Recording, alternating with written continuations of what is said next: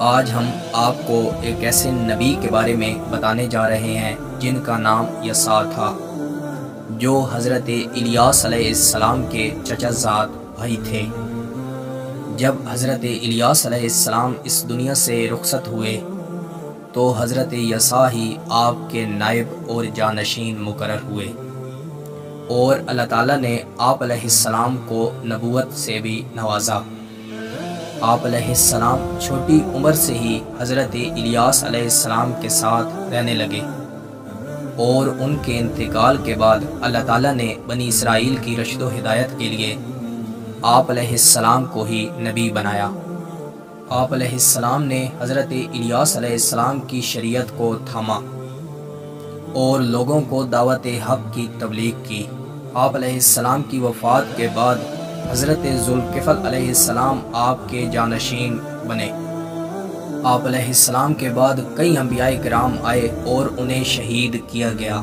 قرآن کریم نے آپ علیہ السلام کے حالات پر زیادہ روشنی نہیں ڈالی، صرف ذکر کیا ہے۔ آپ علیہ السلام کھیتی باڑی کا کام کرتے تھے۔ تورات میں آپ علیہ السلام کا ذکر بار بار آیا ہے، اور آپ علیہ السلام کے معجزات کثرت سے بیان کیے گئے ہیں۔ تورات میں آپ علیہ السلام کا نام یاشع آیا ہے، اور آپ کے والد کا نام شافز آیا ہے۔ آپ علیہ السلام کی شخصیت باوقار تھی۔ آپ ہمیشہ اعلیٰ لباس زیب تن کرتے تھے، بال کٹے ہوئے اور سنوارے ہوئے رہتے تھے۔ ہاتھ میں عموماً عصا ہوتا تھا۔ آپ علیہ السلام کا ذریعہ معاش کھیتی باڑی ہی تھا۔ آپ علیہ السلام حضرت الیاس علیہ السلام کی تربیت میں 7 سال رہے۔ 7 سال کے بعد واپس اپنے گاؤں آئے اور خدمت خلق تبلیغ دین میں مصروف ہو گئے۔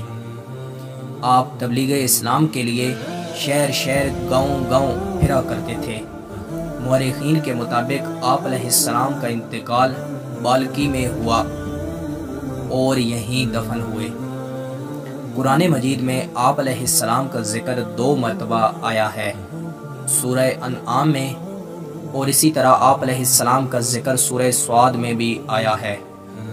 میں امید کرتا ہوں کہ آپ کو یہ ویڈیو پسند آئی ہوگی۔ مزید ایسی ویڈیو دیکھنے کے لیے ہمارے یوٹیوب چینل کا وزٹ کریں، دوستوں کے ساتھ شیئر کریں، کومنٹس میں اپنی رائے کا اظہار ضرور دیں۔ ملتے ہیں انشاءاللہ اگلی ویڈیو میں۔ اللہ حافظ۔